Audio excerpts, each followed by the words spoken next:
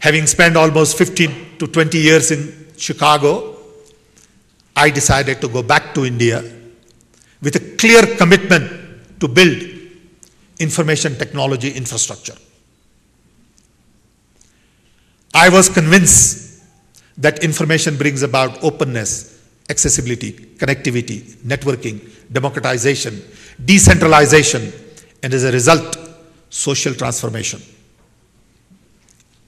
And to me, these are unique concepts. These are not a bunch of words. This is a whole new way of life, looking at human development. In mid-80s, India had very little telephones, roughly 2 million for 750 million people. And we decided that we need to focus on IT as the core strategy to build a nation. And this was all thought through clearly, because the only resource we had that we could count on was people, lots and lots of young people. We decided then to build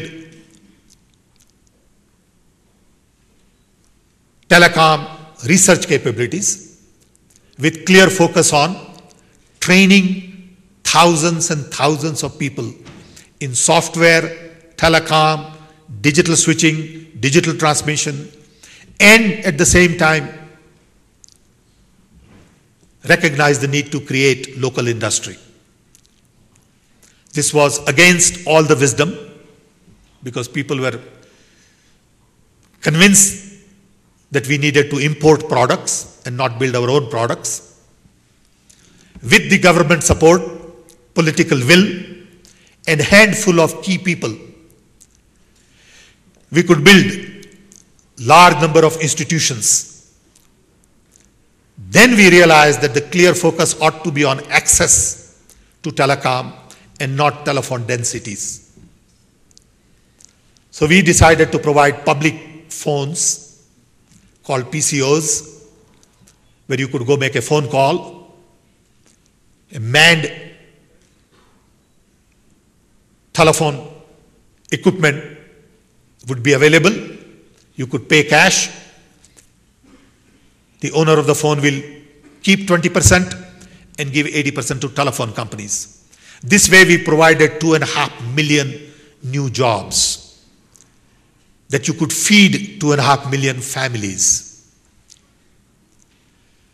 Since we decided to focus on access, poor people in the country recognized that they could benefit from telecom. That telecom is not about rich, elite, urban. It is also about rural connectivity. So we designed our own rural exchange, built sophisticated software, and in the process learned a great deal about IT.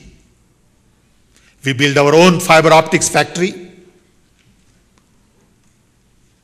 built huge amount of fiber capacity in the country, and slowly started privatizing telecom. Put in place regulatory framework which was really independent. So before we could throw open to private, we decided to put regulatory framework in place. We had a state-owned company called MTNL and BSNL, and we started giving licenses for cellular to private.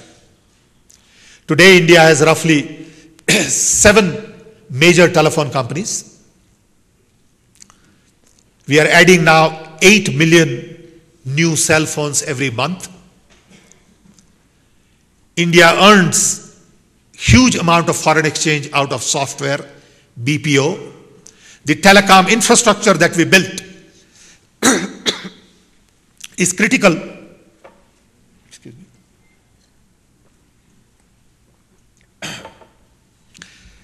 Is critical to providing banking services, insurance services, education, government, and lots of jobs for BPO, business process outsourcing. Today, India has $350 billion worth of foreign exchange reserve. And a lot of that credit goes to telecom infrastructure, software capabilities, earlier understanding of building local human resource.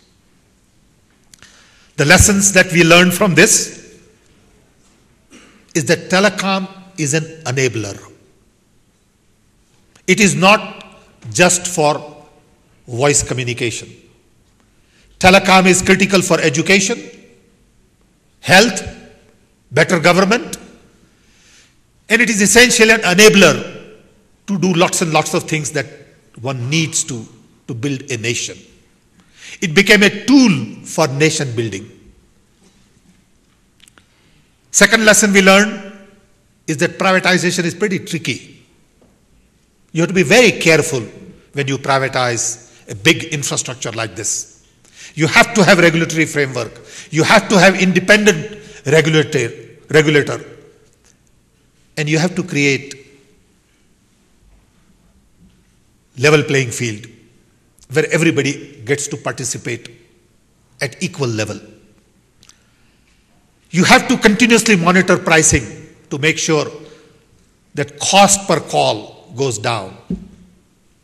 India is a big country, 2,500 miles by 2,500 miles, east-west, north-south, and BSNL offers one call rate for the entire country, as if it is a local call. As we started building our own telecom companies, they went out and acquired huge amount of international fiber. So India has excess fiber capacity not only within the country because of railways, gas authority, power grid people all laying their fiber along with telephone companies, and two major companies owning fiber going in and out of India to the global network. Traffic has increased substantially. So when we look at vision going forward, global vision, we emphasize 5 key elements. 1, access. How do you improve access to telecom of all types? Voice service, data service, broadband, convergence, television, video conferencing, all of these services require unique access. And there are lots and lots of access-related technologies that need to be worked at. Second key area is content. It is no longer about voice. It is all about content. Voice happens to be free. Nobody is going to pay for voice in the future. People will assume that voice is a God-given right on telephone. People will begin to package content. Third is ads. When I see all these billboards all over the world driving in from airport to major cities, you wonder, are those really effective?